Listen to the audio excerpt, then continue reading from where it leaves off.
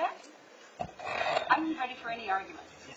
Um, so the city of Hemet, code enforcement, has the responsibility for the licensing and inspection of our 41 plus mobile home parks. Right, and that grace period is coming to an end for the people who haven't registered their Right, mobile and homes. in fact now they have registered, so Okay. they're all in compliance on that. But the state only allows us to collect a very minor amount, and 25% of that goes back up to the state. So our total revenue for the 41 parks that we're supposed to be doing annual inspections on is about $74,000. So it's not anywhere close to enough to try and proactively. We are going out as we can for some of the parks that are in really bad shape or complaint driven. But to be able to do the number of parks we should be doing every 7 years, we don't have the staff. Okay. Thank you, Deanna. Okay. So that anyway. So, with regards to Measure U, first of all, if we want the chiefs to chime in, they have to have the numbers they need to be able to explore this and give us reasonable impacts to their departments. So I want to make sure that they have the numbers they need. Secondly, as far as the events, you know, I don't actually even know how that came into play, but in any event, that's a luxury that we can't afford anymore. And I think if there's events, we can look for sponsors of those events so that it doesn't impact the city, but that large corporations that may want to contribute to those events and are willing, which happens all the time, it's someplace we need to look at. Definitely the fee-for-service study. I mean, that's a given. Some of these things are just common sense. And the DIF fees as well. So where are we with regards to the study or the RFP on parks maintenance and the other things that we were going to look into? So the tree trimming operation is still being developed in terms of the RFP. We did get direction to meet and confer with the employee bargaining group, so we are developing and finalizing that RFP before we go out to put that out for review or for proposals. Okay, well, there's one other thing. Oh, there's a lot of things, but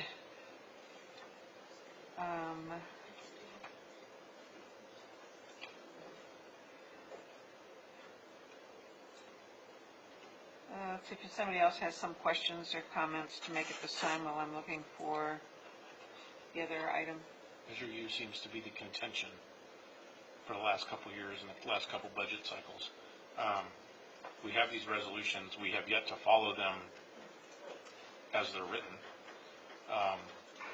So why don't we start following what the resolution says through policy? I mean, that's a policy, and we're not following. We haven't followed it since Measure U's been implemented.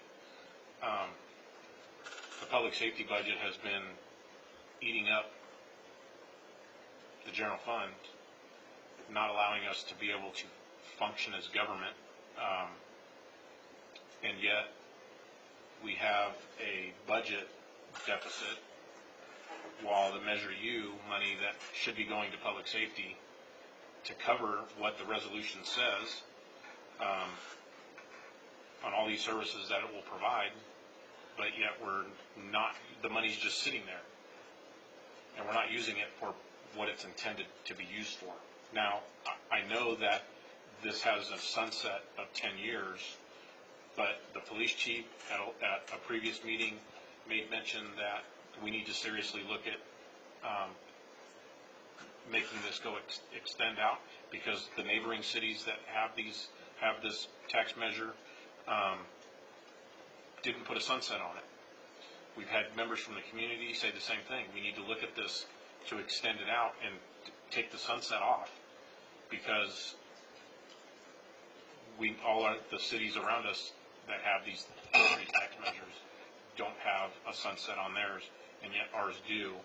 And I know why it was put on there, because there's members of the community that helped write up this ordinance that don't trust the government. The numbers that I've seen is that part of our problem is that we're running a deficit because we're providing public safety.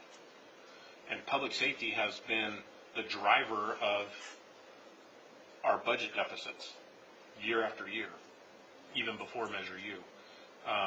Because we want to have a safe community. Our citizens deserve it. We deserve it. And it's important. I would like to see us use Measure U for what it was intended to use and how it was intended to be used. Because it doesn't say in here that there's language in here that says that we need to use it to hire and retain police officers, and that's exactly what we did. We used it to retain when that previous MOU was put into place. And so it's been a drain on our budget the last couple of years for us to be able to do work. And I tie that, we can't continue to cut our way to prosperity, because we've seen that over the last 10 years. We've cut departments. We've cut engineering. We've cut community development. We've cut economic development. These are the things that are getting people in here, into Hemet, to bring in jobs, to bring in housing, to bring in revenue for our city that we're not collecting because we're not doing these things. We're making it take too long to get approvals for somebody bringing in a new business. They decide it's taking too long in Hemet, I'm going to go to San Jacinto, or it's taking too long in Hemet, I'm going to go to Menifee, it's taking too long in Hemet, I'm going to go in the county. So we're not doing ourselves any service by continuing to cut. Measure U is enacted by the voters because the voters want public safety in this community because they deserve it. The state of California is not doing us any favors as far as helping us out. They're doing everything to hurt us because, it's funny, we talked tonight about AB 109, Prop 47, Prop 57 several times. You brought it up, the homeless Solutions for Change guy brought it up, and I apologize that I don't have his name off the top of my head. But I went back and read the state auditor's report of the state audit for 2012 before AB 109 was implemented. And you know what was put at high risk for the state was the California Department of Corrections. And it was funny that AB 109 passed, and the very next year, the state audit report took the California Department of Corrections off high risk because they shifted the burden of all of the prisoners to the counties, which then put the burden on the communities because we all know Riverside County jails were at capacity as soon as the state released. So the state is not doing us any favors in Hemet. Local communities, not just Hemet, any local city, not doing us any favors. The citizens that voted to enact Measure U saw that as an opportunity for us to be able to protect ourselves locally because we're not getting any help. I would like to see us go back to what the language in Measure U says and follow it, because we're not following it now, and we need to follow it. Those are my comments. That's great, Mike. I have a question for the city attorney. As this was proposed, is this violating any resolution that we passed as a council? I'm sorry, could you say that again? Yeah, does it, as this was presented, does it violate either of the resolutions as you see it? In my opinion, no. Oh. My views are very similar to what Councilmember Percival's are. The resolutions that you adopted are quite broad in terms of what you can spend Measure U fund money for in terms of public safety. I'm not talking about spending it on the city clerk's office or expanding, any of the non-public safety departments. But you have very broad authority to spend it on public safety. And this is just the council's resolution. Well, remember, Measure U is a general tax. Measure U says you can spend it on any public use, anything in your general fund.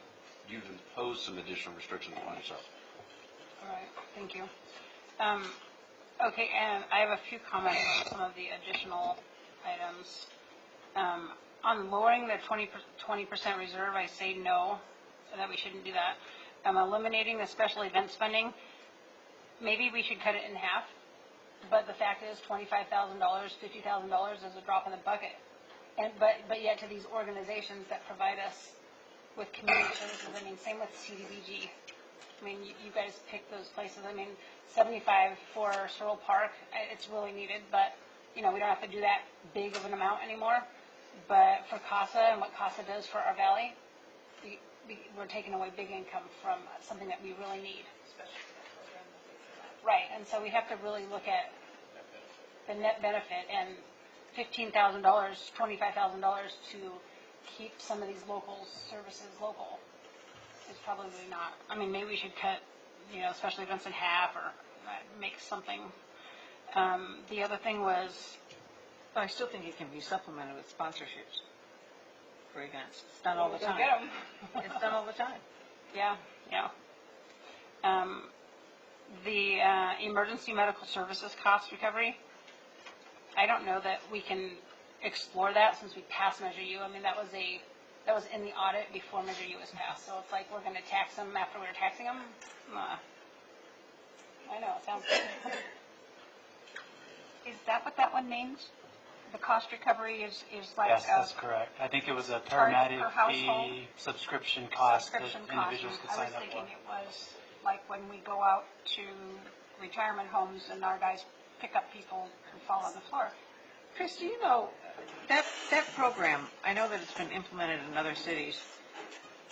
Do you know that the long-term effect at this point that those cities have experienced with that particular program and how successful it was, or was it worth doing, in other words? The fire chief might be a better Okay. person to speak on that. Mayor, members of the council, as you recall, your direction to our office was to do that fee study, and it did predate, actually was prior to Measure E. So we had Measure E, Measure U. The term, we had a couple limitations. Based on our current contractual arrangement with the county, it would preempt us from going after a fee. Also, our payer mix didn't pencil out. The administrative cost to oversee that program and the revenue offset was negligible. So if I recall right, not to put words in the council, but your direction to me was that the primary driver was the concern with the pending tax and that impact, especially to our seniors. Right. And then secondary was the limitations imposed by our current contract with REMSA as a provider. The things that we get now, we just got a check for $86,000 that we get every year as part of our late fee contractual agreement with the AMR provider. That would go away. And so there were more negatives in that column than positives, so there was really not a lot to gain for that. But that was the direction that was given. Is that? Yeah. Okay. Thank you for reminding us. On that topic, just one quick question. I know that some communities, and I don't know how successful it's been, have adopted emergency medical fees for non-residents because they're not paying into the tax coffers that residents and business. Do you have any insight in that, or is that something that would... I do, and we evaluated that as part of that study that we came back in two things. I'll use the city of Murrieta was a good example. Just abolish their paramedic fee, and again, what it comes down to is the administrative cost to manage.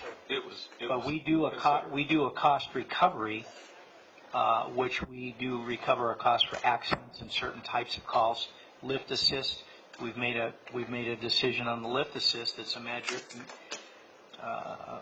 Just turn the switch on. We can start charging that. We've made a collective decision on the behalf of our seniors that we're not going to pursue that. those margins are very negligible, but we do have the process in place. It's a policy-related decision that we need to come to. Did that answer your question? Yeah. Okay, great. Thank you. The other one is on the DIF fees. We just want to be careful that we're not going to become that hard to develop in city, because we can't fee our way to prosperity. You know what I'm saying? So as long as we stay in a, I don't know, neutral zone, right, compared to the cities around Well, us. all we really want is to cover our costs, regardless. So, But we're not if we're looking going to to make make our, anything. but if we're going to make our DIF fees larger than the cities around us, then we're not going to encourage business. So it's just a vicious circle of finding the balance. That's what I'm saying. We need to be cautious. Not. I have one more thing, but I'll wait. Okay. Well, to touch on that, we do need to be cautious because RCA collects a fee, WRCOG collects a fee, RCTC collects a fee, and the market and housing is market driven. And so if developers can't make a profit, they're not going to build here. And they're not going to build here until home values continue to rise. I know you and I talked earlier in the week about the housing report that came out. In that report, Hemet is still the lowest median housing price regionally, and we're the only city that has a median house price under $300,000. So we need to be careful with that. I know WRCOG did a study recently, and they analyzed diffs across the region, and some of the largest portions of those diffs are not related to the city, but primarily in water agencies. And so that was a really unique item that was, yeah. Apologies for that, but that's the reality of the diffs. I don't have it, but I can get it for you if you'd like. Does it show comparison? Yeah, it's taken into account neighboring cities and all that, yeah. I think that would be very beneficial for us to look at. Just to Okay, there you go. I'll wait. I was just going to comment on the special events. We already have in our CDBG distribution, we have in-kind allocations built into that. So maybe we just need to take a more close look at that aspect of the CDBG, because there are things in there that we are already funding these special events through in-kind, through CDBG. You know, Maybe there's some other areas that we could look at that we haven't really considered from a budgetary standpoint. So we are past our 11 o'clock curfew, and we still need closed session. I have one more thing on here. Okay. I have one more thing on this, and this was not in the presentation, but I think that we still need to revisit attorney fees again. I know that we got all of the RFPs last 2 years ago, and we're slated for $1.5 million this year. Okay. I think that needs to be on the list. Okay. Even if we hire in-house attorneys and then send out litigation, it could be something. Okay, last point. Michael, I totally agree with a lot of what you said, but you emphasized that the biggest, the problem is public safety. And we all know where we've been for how long, public safety and the importance of to the city, or to the community, that they meet the service levels that were required. I think it goes beyond. There's a lot of blame in a lot of different places, including economic development and a number of areas that have been overlooked for a number of years that had a significant impact as well.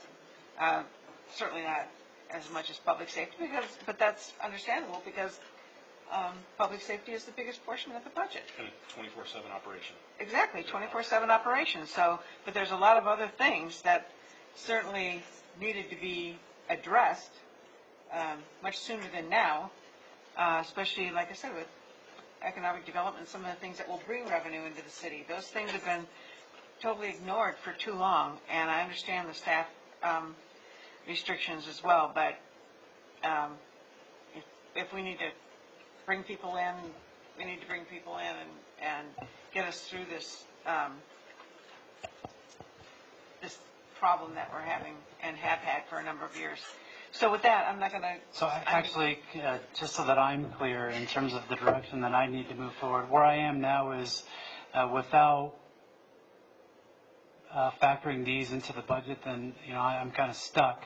So in terms of the use of Measure U funds above the $10 million, I want the chiefs to have their numbers right before they can give us accurate impacts. okay, so is that an option that the council is willing to entertain just collectively? Okay.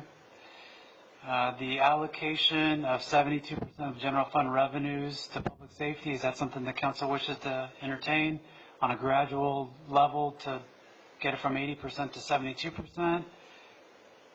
Yes? I think that's Council? reasonable, but we need to remember that, of course, What impact that Yeah, might and have. so what I'm doing is I'm kind of essentially creating my tool belt. And so what I'm doing now is seeing what I can utilize, what I can't utilize, what's off limits and what's not. Well, and your sliding scale that you had in your presentation, I like the That- sliding scale. That's going to impact it too, yeah, correct. and knowing darn well that all those costs are going to go up, regardless of what. It's just the nature of the beast. Okay, okay. So, You're absolutely no right. fault to, There are costs that are out of the control of the departments. Lowering the reserve, I think I heard that one pretty loud and clear. That was a no. In special events, I did hear the reduction to half. Is the council not wanting to discuss that, or? why don't we entertain just seeing? I mean, We set that up probably 6 years ago. Our economic development person started this program because we were getting hit every couple months by another nonprofit who said, we're going to do this event and we need police to do this and we need public works to do this and can we use the library and blah, blah, blah, blah, blah. So we instituted this program that would be a in-kind and grant funding, and you apply for them, you tell us why, get extra special points for downtown functions and all of this stuff, and it's remained that way, and it has been beneficial, except that a lot of entities take advantage of it, and it is incurring more cost, especially in the in-kind. I mean, the hard dollars, we can say, you get this, you get $1,000 for this, and that's done. But it's the in-kind with having to close streets and The staff time. wiring and, 4 days to decorate the top of the library instead of a couple hours before and a few hours afterwards. And all of these things count up, and we definitely need to take that into consideration because that is costing our departments a lot of money. So I'm looking at Chris and I'm looking at Kathy. So we can look at those and make some recommendations and explore what those impacts would be moving forward. The last slide I want to get to, that I just need the direction on, the other items that a little bit more long-term, mid to long-term. Item number 1, exploration of outsourcing citywide maintenance of parks, streetscapes, library. The council did direct us to develop the RFP and move forward on that. These are coming straight out of the state audit. Is the council wishing to we explore? have to address those audit issues, Okay. plain and simple.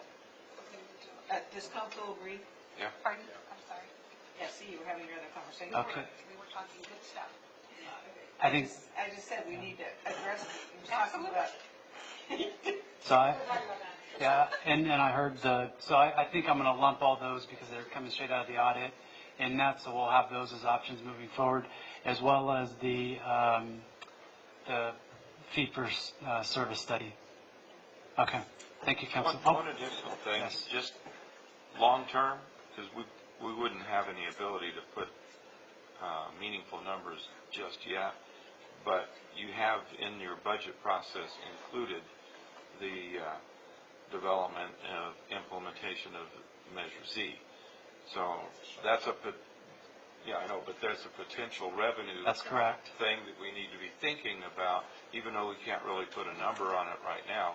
We don't want to forget about that. And that's why we've included that in the budget, so thanks for pointing that out, Mayor Pro Tem. Are we done? That's all I have, thank you. Okay. So you have your direction. I would like another meeting, ad hoc committee meeting scheduled. And I want to make sure that the chiefs have their numbers and talk about this further. And that's it. So with that, in lieu of the time, no city council reports? I have to have one. Oh, the bills. Okay, make it quick, but they're very important. They are. And there are five bills that I'm suggesting we write letters of opposition, one in support, five in opposition. Those that and I have the form that you can fill out and send it by email. AB 392 by Weber, which is police officers' use of deadly force, in that if deadly force is used, they can be held criminally negligent after the fact. I think we need to oppose that, and I would, oops, he's already gone. Strongly oppose.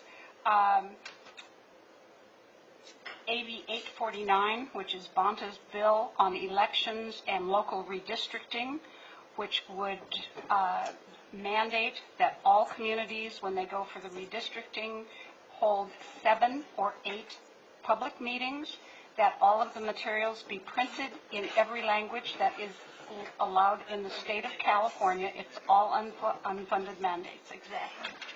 So that one. Oppose AB 1356 by Ting, that is the cannabis, local jurisdictions, retail, commercial cannabis activity, which says that if 50% of the electoral vote that voted in favor of whatever it was, 64, 65, it would require that jurisdiction to issue a minimum number of local licensing for retail cannabis based on the number of ABC licenses they have in a 4-to-1 ratio. So if you've got 4-to-1 ratio, so if you've got 8 ABC licenses in your town, you then have to have 2 cannabis retail establishments in your town. In our case, it would be... We have a bunch. SB 50, which is Senator Wiener's planning and zoning, which SB 50, that is a big, strong no. It basically says you have no choice whatsoever as a city where multiple family housing will go. And San Francisco has an issue with too many single family homes, so he wants to impose all of these things on the rest of us. That is a big no. And I missed one somewhere along the line. SB 5 is a support. SB 5 is the Affordable Housing and Community Development Investment Program, which, while it doesn't say it, it is basically a reinstatement of RDA. It is for Affordable Housing and Community Development Investment Program, and we want to support that. So we've been pretty lax at getting letters in support or opposition to some of these bills. Council needs to vote whether we absolutely impact the city moving forward. So we need to do our due diligence as well, and our responsibility to make our opinions known as well, because they really are going to. Because if we don't say anything and it goes through, we have nobody to blame but ourselves. So do we need a motion to? Mayor, if there's a consensus among council, just to direct the city manager to prepare those for your signature, I think that's sufficient. I don't think we need to bring it back. No, because these are time sensitive. Yeah. There's a form, bless you, pass that down, a form that, at least on SB 50. and actually there's templates on every single bill through the league, so you can make sure that It's just you getting get worse and worse. Out of the 21 hot bills that the league is following, what was it, 12 are being opposed and vehemently opposed, and the rest of them are, okay, you can support it. It doesn't really have any fiscal impact on local cities. But Sacramento has run amok again this year, and thank God Friday is the end of Okay, process. okay, thank you. So, I've got a whole page. moving forward, unless there's something really pressing on the ad hoc committee report, we already identified the fact that we will be having another budget committee. Okay. And public knows, but I think public knows that Caltrans is having their public meeting June 6th at Simpson Center at 6 o'clock.